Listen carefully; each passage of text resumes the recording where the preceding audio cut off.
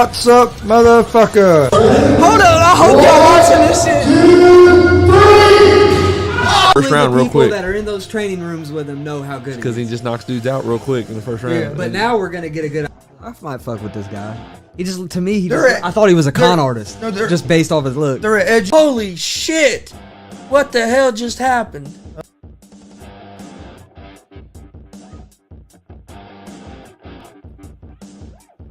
What's up, motherfuckers? Welcome to G.S.R. Gonzo'S Sports Live, February 14th, 2022.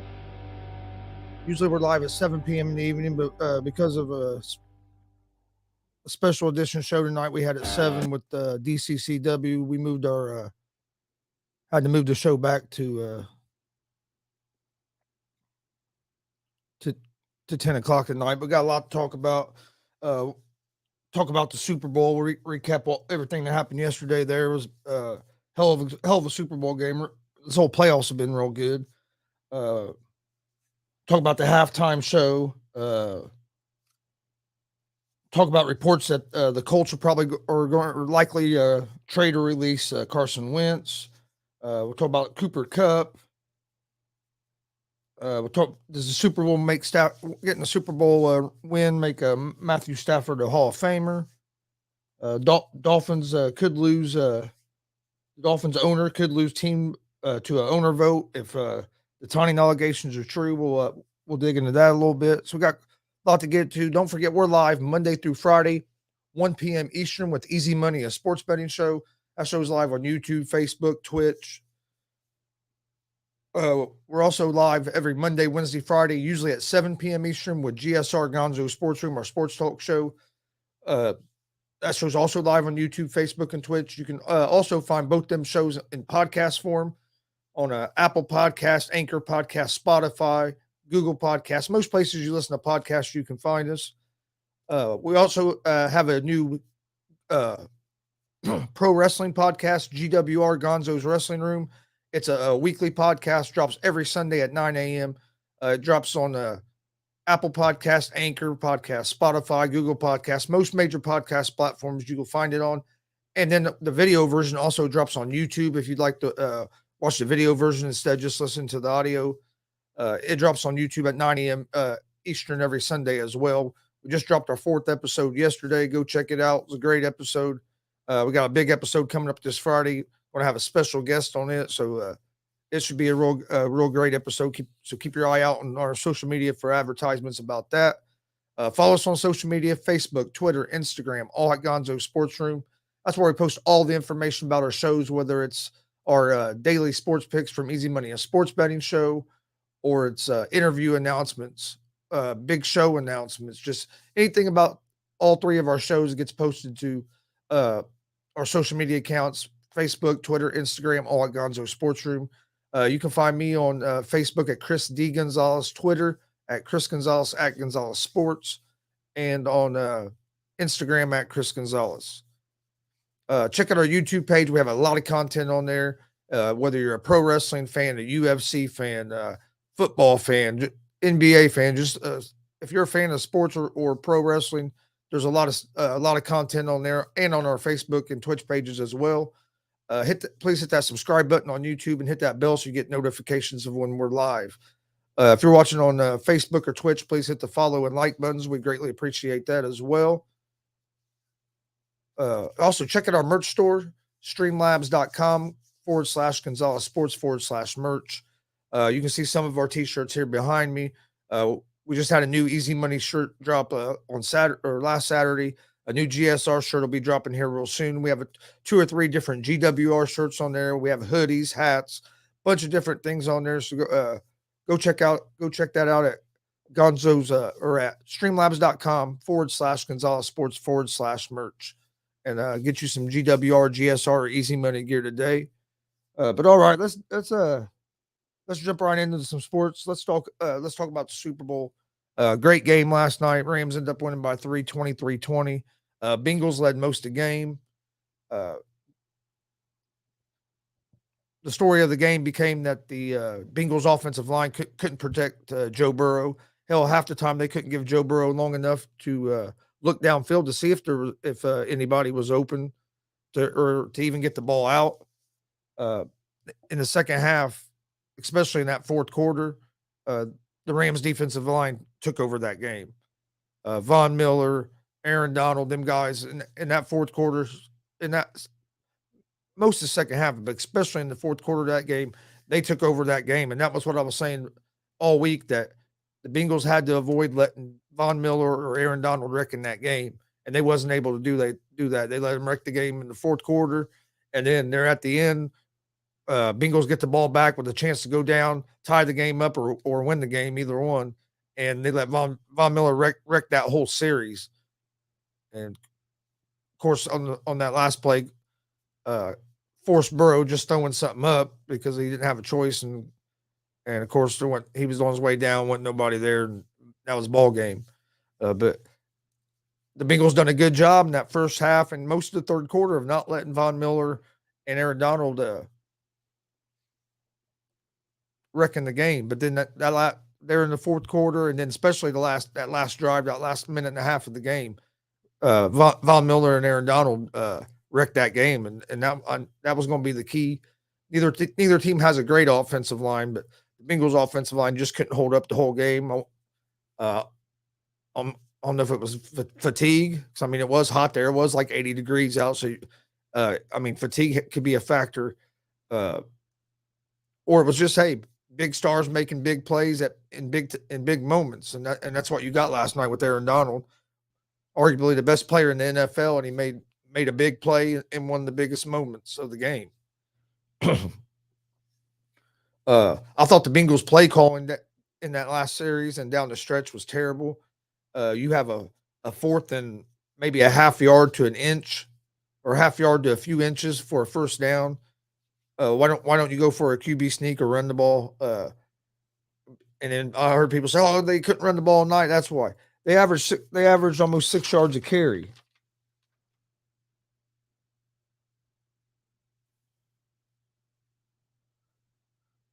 Or excuse me, they averaged 4 yards a carry.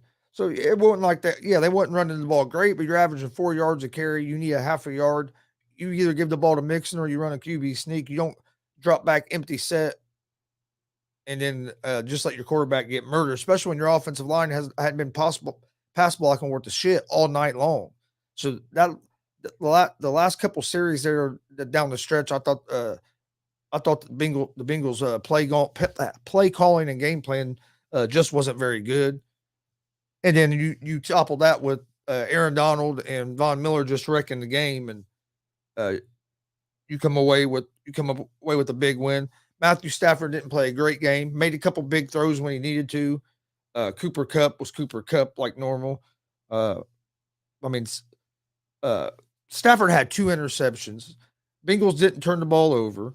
The Rams did have 7 sacks, and that was a big difference in the game. Joe Burrow was running for his life all night, especially in the second half, but basically all night. Rams had 270 passing yards. They averaged 6.6 yards a play. They averaged 1.9 yards per rush. So Cincinnati was running the ball a hell of a lot better than double what the Rams was. Since he was averaging 4 yards a rush, they ran for 79 yards on the game, where the Rams ran for 43 yards on the game. The Bengals had 226 passing yards, and they were averaging 6.6 yards. Both teams averaged 6.6 yards per pass attempt. Bengals ran the ball better, but for some reason, when the game got down to crunch time, they was afraid to run it there. Didn't make a whole lot of sense to me. I know some people say, "Oh, they couldn't get the running game going." Hey, you're averaging 4 yards a carry. You need half a yard. You give it to Mixon, or you go QB sneak, and you tell your offensive line, "Hey, you got to get it pushed forward. We need the half a yard. The game's on the line here for a half a yard. Let's get this first down." But instead, you drop Burrow back there, who wouldn't get no time at all, and he was getting murdered back there. The refs were bad. I'm not going to say the refs cost them the game, because on one of the Bengals touchdowns, they got away with blatant either face mask or offensive pass interference, whichever one you wanted to call, and there was no flag. And then there at the end of the game on a third down that would have caused the Rams to either have to punt or attempt to field. Oh no, it would have caused them to have to probably punt because where they were out in the field position, and they called a pass interference. Probably would have held them to a field goal. Actually, called a pass interference that wasn't a pass interference. Called a phantom holding. Actually, called hold. Didn't call pass interference. Called holding. But gave him automatic first down and gave him the ball down there by the goal down in the red zone, and hey, Stafford and Rams was able to take advantage of it, and he got another touchdown to Cup, and that was the difference in the game. The Bengals didn't turn the ball over, but they got 2 turnovers for the Rams and wasn't able to take advantage of them. And the Rams was able to take advantage of the limited opportunities that they got in the red zone, where the Bengals wasn't and was forced to attempt kick field goals. Yeah, I thought the refs were bad. I thought they were bad both ways, though. So I thought it kind of evened out. But in a game like that, refs can't miss calls that blatantly. Halftime show. I thought the halftime show was pretty good.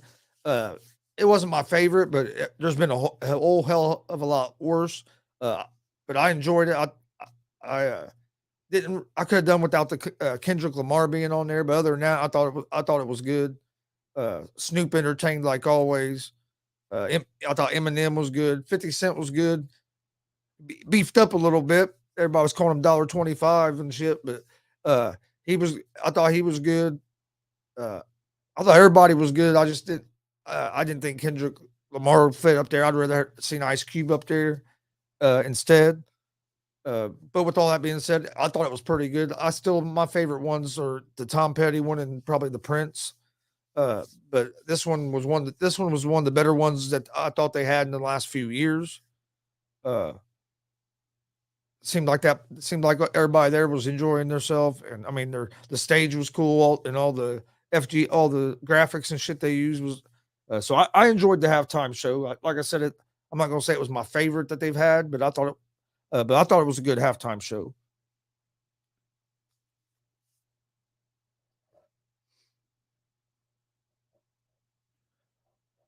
All right. Reports are that the Colts are likely to trade or release Wentz before March 18th deadline, when his $22 million 2022 salary would become fully guaranteed. Reports are coming out now that the Colts are either going to release, or more than likely going to release and trade him. I've seen reports on 2 or 3 different pretty credible websites. Carson Wentz didn't play terrible. He wasn't the only reason that the Colts didn't make the playoffs. Yes, he fell off there the last 2 games and only completed like 50% of his passes. So I understand that. I don't have a problem with the Colts getting rid of Wentz. I'm a big Colts fan. But what are they getting rid of him for? Who's going to be the quarterback if they get rid of him? Reports are that they might go with Sam Ellinger and give him a shot. Are they planning on doing that? Or are they going to go out and try to get are they going to trade him or release him and go out and try to get a veteran QB? Or are they going, if Rodgers or Wilson or somebody like that's available? Are they going to be in the hunt to try to get one of them, or are they going to go with this young Ellinger that they drafted a year ago or so and see what he has? I know when Wentz had COVID, they were planning on starting him, but I mean, even then, it wasn't like you had a whole lot of options. It was either start him or bring in Phillip Rivers, who was out coaching out of retirement, who was out coaching high school football.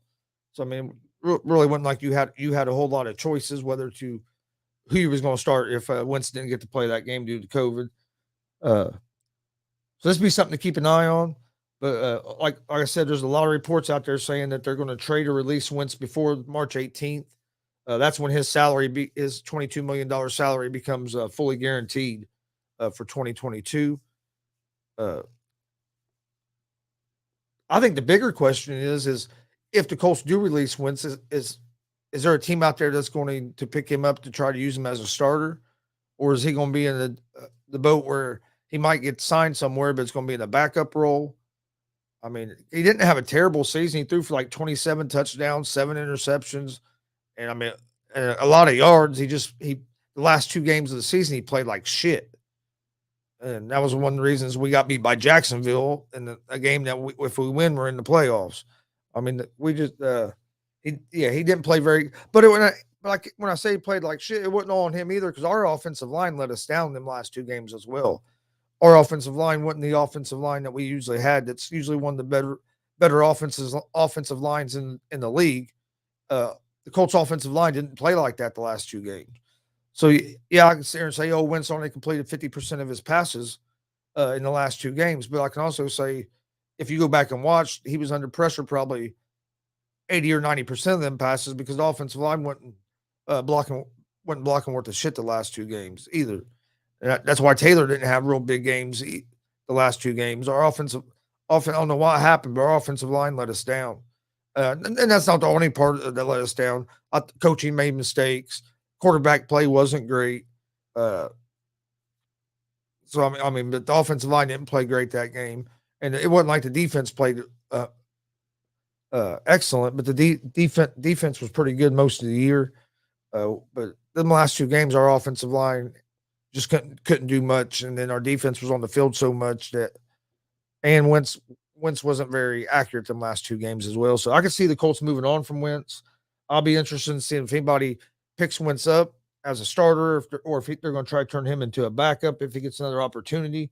And I'll be real interested in seeing what the Colts' plans are. If they're going to release him, or are they going to go with Ellinger, or are they going to be in the market to try to get maybe one of these veteran QBs that might be available?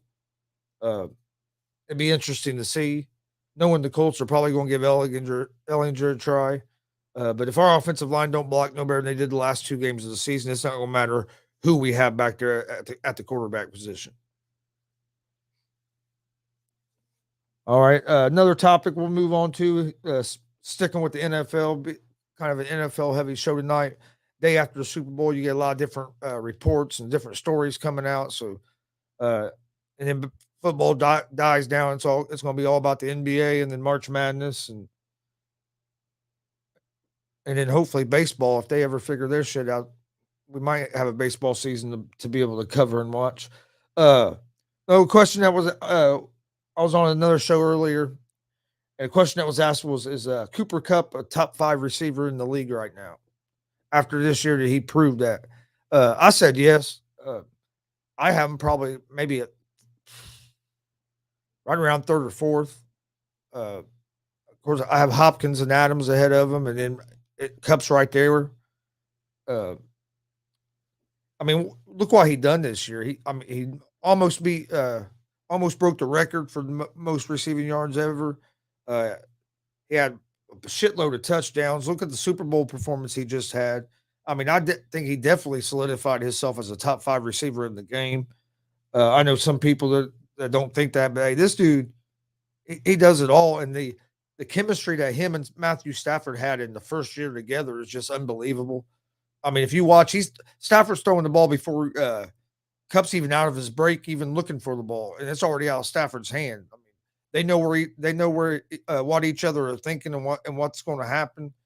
Stafford knows where to throw the ball. Kupp knows where to be. But yeah, he's definitely a top 5 receiver in the league right now. And there's not. I mean, I know people that have him as the best receiver in the league right now, and you can make an argument that he is. I mean, he's right up there. I think DeAndre Hopkins is the best wide receiver in the game right now, mainly because what he's been able to do with the lack of quarterback play that he's had. Some of the quarterbacks that he had to deal with there in Houston, and was able to put up the numbers he did with them guys. And then I'd have Kupp right there and Devontae Adams right there neck and neck for second and third. So, I can understand for people that make that argument that Cooper Kupp's the best in the game. I just think D Hop is the numbers that he's been able to put up with the quarterbacks that he's played with have just been unbelievable. Does the Super Bowl win make Matthew Stafford a Hall of Famer? And do you think he's a first ballot Hall of Famer? I think the Super Bowl win does make Matthew Stafford a Hall of Famer. I don't think it necessarily makes him a first ballot Hall of Famer, but I think it does make him a Hall of Famer for the simple fact is uh, when he retires, he's going to be top 5 in the league in like every category: yards, touchdowns, completion. I mean, he's going to be in top 5 in the league history in all those categories. So, and then with a Super Bowl win, that's going to put him in the Hall of Fame. I mean, there's quarterbacks that are going to have less numbers than him that are without a Super Bowl that are already in the Hall of Fame. So he's going to be in the Hall of Fame. I think this solidified that. But I don't know if you just by winning one in a game that you didn't play you didn't even get Super Bowl MVP of. It wasn't like you played great. The team kind of won in spite of you. I mean, you turned the ball over twice. So I don't know if it. So to me, I don't think it necessarily makes him a first ballot Hall of Famer, but I do think it did solidify him as a Hall of Famer and changes the whole narrative on him. Where now he should get more respect by the media, by football fans, hopefully him throughout the league, because I think he's one has been severely underrated because he was stuck in Detroit for so many years, where now he's in LA on a more national stage, took him to the Super Bowl, won the Super Bowl, done what he was brought there to do, won that Super Bowl, he kind of got that monkey off his back that, hey, I can perform in big moments and I can win big games. It was Detroit, it wasn't me, and I think that goes what he accomplished this season and getting the Super Bowl ring. I think not only solidifies him as a Hall of Famer, but it also solidified his legacy, because with that Super Bowl ring, it solidifies as, hey, I can win that big game. I can make plays in crunch time when my team needs me to make plays. Even though he did make a couple bad decisions yesterday, he made some some big throws in big moments of that game as well. And the same thing in the NFC Championship game. He made some pinpoint accurate throws that if they would have been anywhere else during completions and the Rams lose that game, they don't come back and beat the Niners. So I'm not saying that he didn't have a big part in their Super Bowl run, but I'm just saying that his performance it wasn't like he came out in the Super Bowl and just dominated and had a great performance. I mean, don't get me wrong. I think Cup deserved the MVP award, so I didn't have a problem with him getting it. But when if you're this quarterback and you don't get the MVP award, it's hard for me to say you solidified yourself to be a first ballot Hall of Famer when this is the first time you had any kind of run in the playoffs. Yeah, your first playoff run here, you went all the way to the Super Bowl and won it. That's great. But I think we need to see why he does the rest of his career before we say first ballot.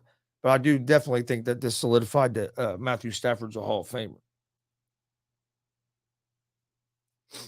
Another thing I wanted to talk about tonight is the Dolphins owner could lose his team by owner vote if the tanking allegations are found true. I think he should lose the team. Let's take the sports betting aspect out of it for a minute. Just integrity of the game reasons. Anybody that's proven to be losing on purpose, especially an owner like that, hey, vote them motherfuckers out.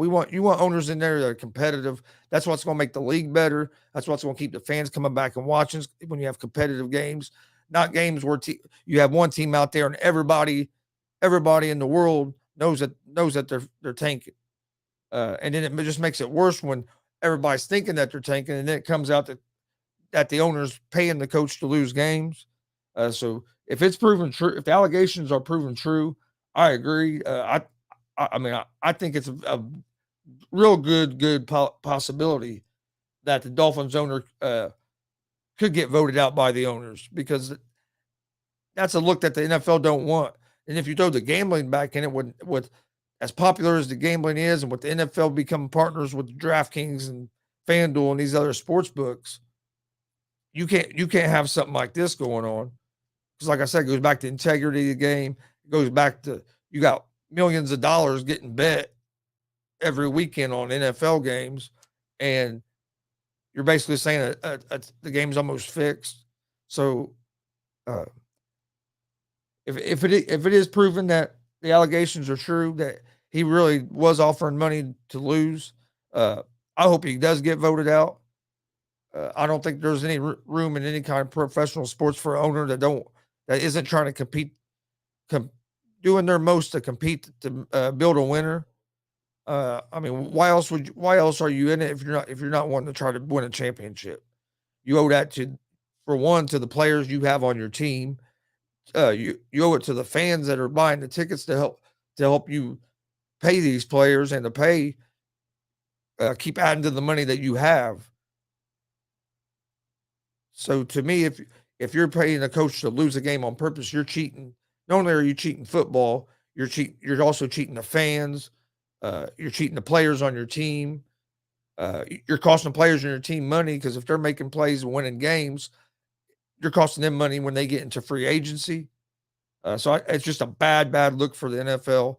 And I think if it's proven true, I 100% think the owners should vote the Dolphins ownership out.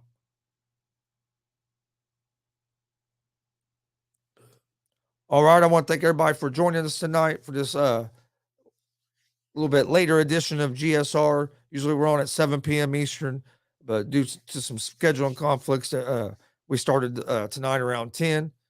Don't forget, tomorrow I'll be on ASAP in the morning, All Sports, All Plays Network. It's live on Facebook, YouTube, I think even Twitter, Tiki TV, live on a lot of different channels. I'm on the ASAP in the morning on the morning show, 10 p.m. Eastern or 10 a.m. Eastern, 9 a.m. Central Time. So come check us out on that. Then I'll be live here on the Gonzo'S Sports Room Network at 1 p.m. Eastern tomorrow with Easy Money, a sports betting show. We're giving out winners. Come join us. I've been on a heater on the NBA. I was 6-0 on Thursday, 5-1 on Friday. I haven't checked to see how my games are doing tonight. I've been giving out winners on the NBA. So tune in to Easy Money, a sports betting show tomorrow, 1 p.m. Eastern, live on YouTube and Facebook. Then that's the only live show we have tomorrow. But don't forget our pro wrestling podcast, G.S.R. Gonzo'S Wrestling Room. A new episode of that dropped yesterday on all major podcast platforms and also on YouTube if you'd like to watch the video version. There's also Thunder Blunder 2, a professional wrestling show in Indianapolis, Indiana, over the weekend on Saturday night. Go to YouTube and check out that video. That's on YouTube and Twitch. I'll be breaking that down in the matches later tonight and tomorrow and get each single match out. So be on the lookout for that. But I want to thank everybody for joining us, and we will see you guys tomorrow. Tomorrow at 1 p.m. Eastern on the Gonzo Sports Room Network with Easy Money, a sports betting show. And then, like I said, at 10 p.m. Eastern in the morning, I'll be on the All Sports, All Plays Network, Sports Network, ASAP Sports. That's live on YouTube, Facebook, Twitter, Tiki TV, Culture. So just come. Come check that out tomorrow. I'm on there every Monday through Friday, 10 p.m. Eastern, 10 a.m. Eastern, and 9 a.m. Central Time. And then, like I said, tomorrow, 1 p.m. Eastern with Easy Money, a sports betting show. Appreciate you guys joining us. We will see you guys tomorrow at 1 p.m. Eastern for Easy Money. Have a great night. Peace.